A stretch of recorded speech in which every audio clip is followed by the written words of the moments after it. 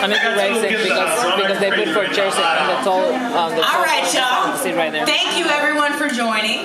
But most importantly, I would like to thank this crew right here, this dope crew from all Crazy Hood Productions, to be here and to share some gems on their journey with podcasts, with film production, the whole shebang. Like, they got it going on. They built an empire and a conglomerate.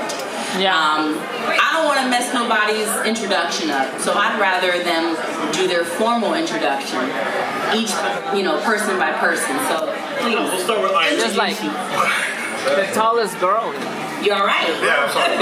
Sorry about that. My name's Orlando, aka Lakes, Landy Lakes. Crazy Hood. Talk about your own production company. We also own the Red Eye District. I'm the producer of Grumpy OGs, Splits and Giggles, and a couple of other podcasts that we put out there. So hilarious. Splits and Giggles. We're a great time. That's dope, man. Nice to meet you, brother. Right. Nice to meet you. Thank you for coming, sir. My name is DJ EFN, Drink Champs, Crazy Hood Productions. Can you move to your right a little bit? Just a little bit. That's all you are? That's who I am, I said. Okay. I got them all five in there. They call me Heckler, aka Hannibal Heckler. I'm one of the hosts from Grumpy OG podcast. I've been Crazy Hood. We've all been together 30 years, so. Oh my God, so basically, we started Crazy Hood, and now I'm in Grumpy OGs. Oh my God. What's going on, everybody? I want to give a shout out to Miami Web Fest for having us here. We get a lot of invites to a lot of places, but we all don't show up at the same time. So this is actually. What is your name? It's kind of dope. So what makes us genuine is that we all. What is your name? My name Ezekiel. My name is fuck you, Ezekiel. Yo, why you got auto-tunes on? Well, what is your name? My name is Paul. I'm Drink Champ Sports. I'm Drink Big Podcast. That's what we're trying to get. And we're Crazy Hoods. Thank you. Next person. Thanks. Say what's the sermon? Shout out to Brian, Laverne, and Nina for this. Hey. Word. Laverne and Nina. Myself, sorry. What is your name? Ezekiel. Fuck you, Ezekiel. My name is Dre. I'm a photographer. He's way more than that. Yeah, for Drink Champs. And yeah, that's it. Drink Flicks. Drain Flicks. Yeah, That's what that is. You okay? Yeah. He got shot. First time in front of people. He's still drinking. He's like good. He's also our backup dancer, backup singer, producer, rapper. He's Illmatic. And quick backstory, we've been doing this since we was 16 years old, all of us. So And he's single, ladies. He's single. And he's very tall. We'll give you the reasons why in a little bit. We already know where this is going. Shoe size. Whoa. Talking about If you must know. 12 and a half, if you must know. 7.5 girls. You know what they say when they got big shoes, that means they got big socks. He's wearing a monster hat. He's a monster. He's a monster. Okay, let me take control of this. This is going left field right now. So, as the moderator, I don't know if I introduced myself. He's a monster. My name is Nina Harrison, and I'm an attorney with Viacom CBS, and also doing some sports and activation marketing. And yes, I'm very pleased to have everyone here acting a fool. But this is their panel. You know what I mean? It's not about me. This is their panel. We're just comedy. It's about you two. This is all them. This is all them. It's about you two. But now you can see why we're a show. Exactly, you can see why I brought them on here. So basically, I just want to pitch some questions out there and let y'all take control. EFN. I'm designating you as the star right now amongst everybody. He humbly. Drink to that. Yeah. shout out to Drink Champs. Shout out. Drink Champs. So tell me, at what point did you realize that hip hop was the next generation and would take control over business and just be the forefront of everything? I mean, I don't think I thought of it like that in those terms, but I mean, I was a kid. I was living and breathing hip hop without knowing it. Yeah.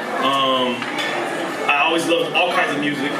And so when rap music was coming in, because we didn't know it was a greater culture called hip hop. We was just little kids listening to rap music, and then it just spoke to me, and I realized as I was getting older that this is the music of my generation, and I wanted to be a fan of it. Like I wanted to just be totally invested. This is because I was into music so much that I love to see like the different generations have their own music, you know, for them, you know. So I was like, man, this is us. And it's happening right now in my lifetime. I want to get in on it as a fan purely at that point. And then as I'm in high school and I'm about to graduate, everybody's thinking about maybe they're going to go to college or do this or do that. I'm like, this is all I know. This is what I love and breathe, and you know I live it. And I told my boys like, yo, I want to try and do this. I didn't know what we were going to do, but I said I want to try and pursue this at the very least to put our city on the map, hip hop wise, and that was the original intent and goal to do that for the city. That's dope. That's dope. So, so tell me more about the whole Crazy Hood Productions and CEO. You created all that. Everybody here on the panel is under that umbrella. Right. How does and this is a question for everybody. Like, how do you kind of shine within that conglomerate of Crazy Hood Productions, representing each of your brands? How do you shine on? Well, I'll start and I'll let everybody kind of give their own, but when we started the company, we started in 1993, we graduated high school in 1993, we're all high school friends. Well, we didn't all graduate. He's 1 year younger. Sorry. So that's why you see us act the way we act, because we maintain our youth by being around each other, because we haven't left that mind frame of being in high school together, which is what keeps our creative juices flowing. You know what I'm saying? So, we quickly understood, we had those young aspirations, like, we're going to make an album, we're going to go platinum, and that's it, we out of here. That's not happening. That didn't happen. It didn't happen at all. So we started to learn quickly that we needed to pivot, and individually as a crew, if we were going to survive as a brand, as a crew, everybody needed to be their own business. Everybody, whether it was music related or not. Yeah. We all needed to survive so that we wouldn't all just go apart. Right. Right. And because we saw all of the crews that were around us falling apart, left and right. Breaking up because life happened. They had kids, but even way before that, if I can interject for a second, so we all went to high school together. This is the crazy thing. You don't know anybody who's been in high school 11 people strong, 30 years, and they're still friends. Nobody. Everywhere we go, you see one person, they're like, you guys are still together? I mean, they freak out. That's trust rare. Me. Yeah, it's super rare, trust me. And these are not my friends, these are my brothers, trust me. But when we started, we were in 3 different crews. We all knew each other, no one hung out with each other. And we hung out. No. I'm talking about as music-wise. Oh, this is not music. This is just 3 different cliques that just were friends, but nothing was music. One day he comes out of the woodworks and says, "I want to start a production company." Right? This is '93 here. This is when the illest MCs. This is the illest hip hop era. Illest era of hip hop. To our generation. Right. This is the illest era of hip hop. It's a fact. I don't care what anyone says. If you don't know, you can Google it. There's no MCs like there was in the '90s. Anyway, that has nothing to do with anything. I asked him what's the name of the production company, right? Then he goes, "We're gonna call it Crazy Hood Production." We're from Kendall, right? Listen, hold on, no, this is a little funny. I don't care because I'm from Chicago originally. He's from LA. He's from Jersey. We're all from. No one was from born in Jamaican, England. For all you ladies. What was that? Back then we had Brazil, Peru, Haiti. LA. They're all here. We represent the whole New York. Eddie gang is from Queens, New York. And then we got someone from Queens back there. It's not his fault. Right, it's not his fault, people. His parents moved there. So since we all met in high school and we're all from different places, we all kind of had like the same vibe. So when he says he wants to do Crazy Hood Productions, I'm not even gonna lie. I thought it was a little funny. Like Crazy Hood Productions doesn't really, to me, didn't ring well. I just thought it was a little like he was reaching. You know what I'm saying? That's how I felt. It was good. I remember your look. I was like, what do you mean Crazy Hood Productions? But then it just dawned on me. But man, it is so crazy because we took 3 different crews, put them together, and then our rap group was called The Alliance because it was an alliance of 3 groups. But Crazy Hood, he is the brains of it all. He started it all. He put us all together. it's pretty much like the RZA of Wu-Tang. You know, he knew who to bring in. You know what I mean? So I thought it was pretty dope because I was the MC of it. That's why he asked me to be in it. He was another MC. He was the producer and an MC and a backup dancer. And you know, we had so many different things to bring in. It was awesome. And he was a DJ too at first. He's real humble about this. DJ EFN. This is the man. Miami Mixtape King. He's the man. He's real humble. He's not rich, but he's real humble. He's the vice president of CHP, so he got way better stories than me. Yeah, I got a million stories, but Nina, continue please. Where we at? Well, you were supposed to say you're part of what you weren't doing in CHP. Oh, yeah. I apologize. I had a Michael Jordan shot a little while ago. Don't throw it on me. Don't just Well, I tell you what. The genuine friendship of being hip hop followers and just loving the music and loving the ambiance and loving everybody's unique individualism and what they are as a person brought us in such a format of transparency. There's nothing that we hear from each other. There's everything that we enjoyed about each other, and there's everything that we laughed and joked about each other. People won't know we're friends just because we curse each other out and have that extra love.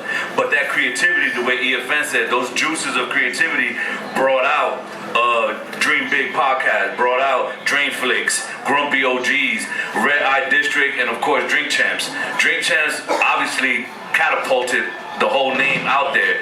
But if it wasn't for Drink Champs, Crazy Hood Production would still be on the path of hip hop, entrepreneurialism, and business. So we always had that love. So we all bring something to the table that makes EFN EFN, that brings Heckler, and makes Paul Dream Big Podcast, and so much more. Hey, I say, hold up. Let me say this. I say Paul a lot. Drop it. Make the drop. I say okay. Paul a lot because that's like the most simplest name in the world, right? But my name is Paul, so I keep it real simple. Drain is my man. When he came from England, we connected on the Source magazine, and we've always been friends ever since. But he does more squats than I do. Word. Big Dre. Say something. Give out your phone. But say it with a British accent. Don't be shy. Give out your IG or something. Shut up. Okay, Drain is very humble, but he could sing, he could rap, he could produce, He can dance. No, word up. He can do all of it. And he has done Paul it. is Asian. And we have it documented, and we have albums recorded, and he has credits. This guy's great. And if you want to book him, go to crazyhood.com. But he's a cancer, and he's moody as fuck sometimes. You emotional. So that means you emotional. You emotional. Yeah, Paul's You doing astrology emotional. next. That's the next You round. emotional. Yes. Okay. All right. Well, okay, Paul. I'm gonna take the mic on this one. You know, I'm glad y'all introduced all yourselves and gave your story. So, you know, now let's give some teachable moments here. Right, let's do it. So tell me, for the rest of the crew out here, the creatives, what would you recommend on just your journey on how to build a conglomerate and a brand and with a group of people and what in the team that you need to build, because you can't do this alone. Right. You know, so how did that all transform and what's the next steps and what you need to do? So you got something to say, right? I just think the most important part of everything is it's not what you know, it's who you know. It's, most people seem to, when they get into a room like this, I think the one most important thing that, with EFN, my whole crew, we learned that you get to know every single person in that room, because you don't know who that person is and what they can bring to the table. Whether it be now, whether it be 5 years from now, I think the one good thing about our whole crew is we keep in contact with everyone that we meet, whether we're going to use their help or whether we're not, because once again, in order for you to find the right platform, in order for you to find the right team, you got to find those who are going to back you. And sometimes you find your biggest backers, your biggest fans are people that you don't even give an opportunity to meet. So, my advice is put yourself out there, man. You can't be shy in this game. If you want to put yourself out there, you want to get a podcast going, you want to do a movie, you want to do anything that has to do with putting yourself in the front line, everyone in that room should know who you are.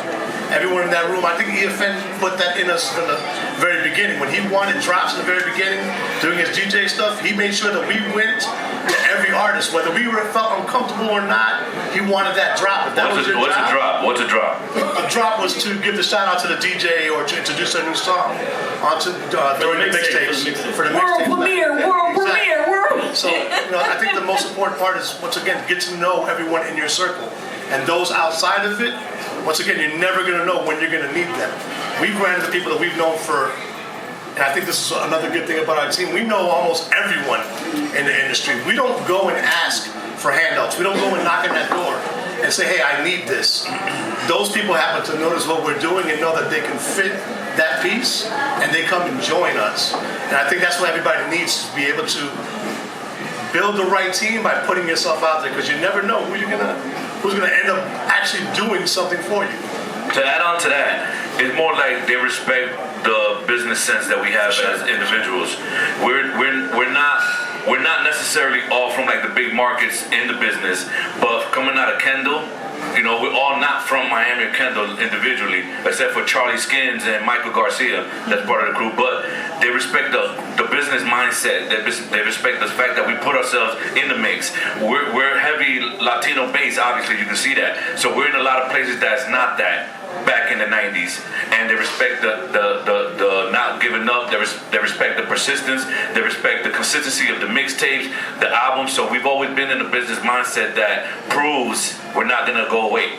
So they respect that. Then they want to, collaborate. And then EFN's always been the face. So they respect his mindset, his brain. And then why are you going to have crazy dudes like us follow one individual? We all respect the hustle. We all respect each other, even though we joke a lot. So they just come all together. Back to what Orlando was saying.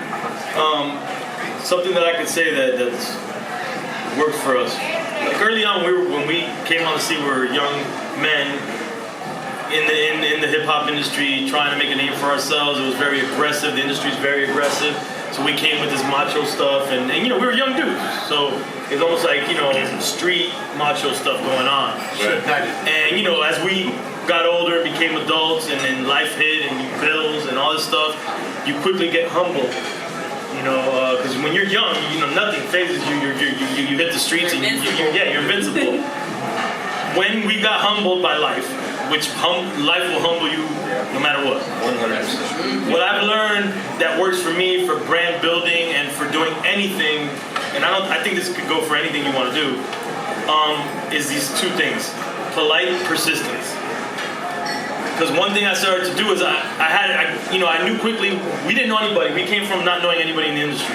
So we would go to like music conferences, wherever we had an opportunity to meet people in the music industry. We went there and we linked with them. And being at that time a DJ, people wanted to link with me because they needed DJs in every market. So I kind of like was able to connect with people. So I had that network, but then I started to provide myself as someone that could be a servant to these people. But then when I needed them, I wasn't gonna just be a servant. I'm gonna do you favors. I'm gonna turn around and I'm gonna need a favor from you. And oftentimes, the industry at large, especially Miami at that time, a lot of stuff's going on in New York and the bigger cities. They just looking at us like, whatever, dude. Like, you just play our records. What do you mean? So I just started to where otherwise I might have been a little bit aggressive and been upset and been like, nah, you need to do this shit. I started to say, okay, let me just be persistent. Like, I'm gonna be aggressive about doing things, getting people. I'm gonna be consistent about it, and it's polite persistence. Like, I'm gonna be cool. I'm not gonna take it personal. Because I know everybody's busy, everybody got different things going on, but I'm gonna still be that thorn in your leg until you tell me no. Everything is an opportunity. And so what happens is you kind of create, if you're polite and persistent, in my experience at least, people learn to respect that, because they're like, when finally it comes around to the point where they're like, man, there's that dude that he's been hella cool. He hasn't been tripping on me. Yeah, man, let me work with this dude already. Be that one time you finally hit him up, they'll be like, yeah, man, this guy he keeps hitting me up. Let me give him that opportunity. And that's what's worked for me, and that's what's worked for me in terms of brand building and creating opportunities that weren't there originally. A long time ago, we're a little older. Sorry. Yeah. No, this is good. I dyed my beard white. I dyed it white. That's not gray hairs. I dyed it white. It's a part of the brand. Right. I don't know why he likes that. Anyway, a good story to go along with what he just said is, and I'm sure everyone in this room knows who Pitbull is.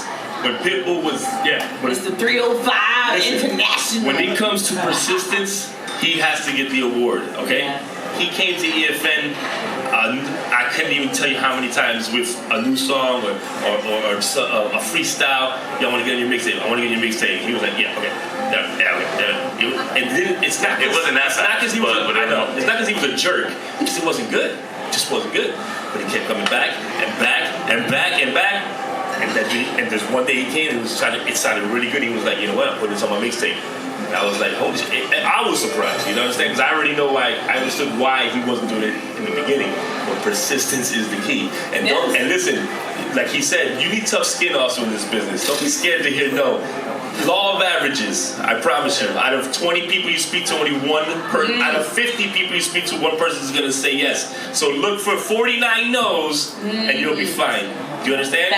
Just go out there and say, this person's going to say no to me, and that person will say yes. Then you're going to say yes, you're going to say yes. Then you're going to have 10 yeses because your attitude is it's so contagious. You understand? Smiling, all that is so contagious. When you're pleasant, when you're nice, when you're calm, like what you were saying. You're persistent, but be calm. You know what I'm saying? Yeah, listen, I really want this. But in your head, you're like, F you, but you just don't let them know that. You understand? But you just play it cool. No, but you can't even, you gotta start to teach your mind to not take it personal. No, everybody's got their own life. Like, you might think this one dude is an executive, he's got it made, he's got millions. In your mind, like, oh man, this guy's not helping me. Right. That guy might have a sister that's got a disease, that's got problems in the hospital. Right. He might have some debt that you don't know about. Like, you don't know everybody's individual life. We're all human. So I'm saying, like, you don't know problems. So when you decide, I'm not gonna take it personal. Like, I don't know what that person's going through.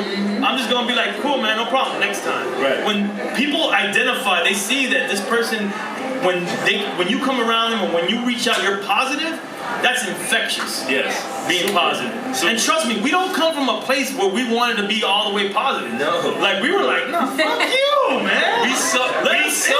I still say that. We sucked when we were younger. Who are these little Chicos come through? This is why we sucked when we were younger. Because we act like we didn't need anybody's help. Right. We have ran through anyone you can think of in hip-hop now, from Rick Ross to Flo Rida to Pitbull to anyone you can think of, have all been through our studio. I kid you not. When before they were rich. I kid you not. I kid you not. And the day that maybe we could have did a collaboration, we were like, we good. And then next day, Rick Ross is, you know where he was. Right. So this is what we never took pictures with anybody back in the day. We would have had everybody's pictures. IG wasn't back then though. IG and all that. No, but still. We need documentation. We need the nothing. We were more. You know what I'm saying? I walk in the studio one day. I walk into our little studio in Kendall in a little warehouse. It's my day to record. It's a Wednesday. You know how we do. I walk in. Who's sitting on the couch? KRS-One. What? You can't tell the room. I had to leave the room because I shit my pants right there. I said, oh my God. And he was like, he's telling me, oh, you mind if I record? Do I mind? I'm out later. I just walked out. Like, this is real shit. Like, we seen them all, man. You know what I'm saying? You just gotta be. Damn, that's real. I forgot about that. Homie. I wrote that in my diary. So outside all the music side. Yeah. Let's transition over into the film side. Right. You know, because I'm told y'all got this whole Crazy Hood Productions and the Coming Home series. Please tell everyone about your whole Coming Home series, because I hear it's real dope. Y'all go from country to country. Tell us what the whole aspect of it is and the purpose behind it. So a little bit before we get into that part, I want to just explain something that, like I said early on, we understood that we wasn't going to go platinum and make $1 million and the whole crew was going to be paid these pensions. So we're all, as individuals, learning to pivot and figure it out, but keep the crew together. Right. And so pivoting was always a thing, like, create a record label, create a marketing company, open up a store. Like, we're just pivoting constantly. And film was one of those things that I never thought I was going to be a filmmaker at all. I never thought. And it happened organically, because what happened is I'm Cuban American, and growing up Cuban American, if anybody's from Miami and understands the Cuban culture in Miami, I'm Cuban. They're very anti anything with the island of Cuba, like the communism and all that stuff. My family left the communism, so like you never go there. So I grew up like you never go to Cuba. But as I got older, I was like, I want to go to Cuba, man. I want to see my parents' homeland. And so I decided finally I'm gonna go, and I was like, I'm gonna film this experience. And then I heard from a homie that there's a crazy hip hop scene in Cuba. So I'm like, man, I gotta film that. So then we go out there and we film this experience and come back, and it's an amateur film. We put it together, and we screened it, and it gets rave reviews, and people thought it was amazing. And I was a big fan at the time, and still am. Rest in peace to Anthony Bourdain, who had a travel series. And I love the way Anthony Bourdain, like a lot of people use his name, but what I loved about Anthony Bourdain is his expertise was food. He was a chef. When he traveled to a country, it wasn't a food show. Right. He used food as the conduit of conversation to find out about what's going on in this country. Right. It wasn't necessarily about him, it wasn't about the food, it was about the country, but he used the food to get in everybody, like to have everybody open up. So I was like, man, we could do that with hip hop. Because I know hip hop is everywhere. It's everywhere. So I'm like, I could go to a country, connect with the hip hop scene there, and learn about the country through the hip hop scene. And so because we did the Cuba film and it was successful, it got picked up by Revolt TV the year they launched. They licensed it. It was the first original content license they did in 2013, which for me as a first-time filmmaker was crazy. That's dope. Yeah. Shout out to Mike Garcia and Ramon Dukes. Yes, sir. So that launched Crazy Film Academy, which a little bit before that we were already diving in that with visual mixtape stuff that we were doing. And so, you know, we went to Peru after that, and with my homie Boris Beats in the Hood, he's right there, he's one of our producers. He's Peruvian, went to Peru, went to Haiti, my homie Rich, he's Haitian, he's back there, Dro. Raise your hand. Yeah, we went to Haiti. You need to watch that movie. You're gonna really love it. This is a sidebar, and I'll give it back to EFN. But that Haitian film was presented in what school, what college? When they gave us, it was great. They did it for a cultural class. They gave us a school? Yeah. They didn't give us a school. No, you didn't give us a school. They played it in a school. When did they give us the school? What are you talking about? Then take away Winnick. They still played it in the school as far as a Haitian movie with hip hop, and I always thought it was dope. All right, I'll give it back. Fuck you. So after Haiti, we went to Vietnam. My father, he's a Vietnam veteran Marine. He fought in the war in Vietnam. Never in a million years did I think I would ever go to Vietnam. You know, and I went to the battlefield where my dad fought in Vietnam. So that was amazing. Through hip hop, mind you. All this to me is like this is all happening because of hip hop. You know, and then we went to Colombia with Dream Big Sports. He took, you know, he was a part of Colombia that we went to Colombia, and then we just finished up South Africa. Coming home South. They're all called coming home, by the way. Coming home Cuba, coming home Peru, coming home Haiti, coming home South Africa, coming home Vietnam, coming home South Africa. And the catchphrase that we created, because the first one was coming home for me. And it was not about, it was just a one-off. Yeah, because you went to Cuba. Right, so that was like, but when I decided to expand it and make it a series, the catchphrase I created was, wherever I find hip-hop, I find home. Right. And that's it. And that's one thing I noticed. Like hip hop is so appreciated overseas and in every other country. Like they're still listening to '90s hip hop over. They hate what we're doing now. Yeah. Right. They hate what we're doing now. They're still rocking even the hip hop, the FUBU, the song. Like they're still in that '90s hip hop overseas. Like they still respect the elements of hip hop. It's more lyrical also. Even though it's another language, it's more lyrical. Yes, totally. Yeah, the dudes in Cuba, the dudes in Haiti. I didn't even get to go to Haiti. When I saw the movie, well, everyone is super lyrical. They hate what we're doing over here now. Right? Yeah, it's little Mickey Mouse. I don't know, whatever you want to call it. It's just different, yeah. Yeah, it's bubblegum rap. They don't like that. Dr.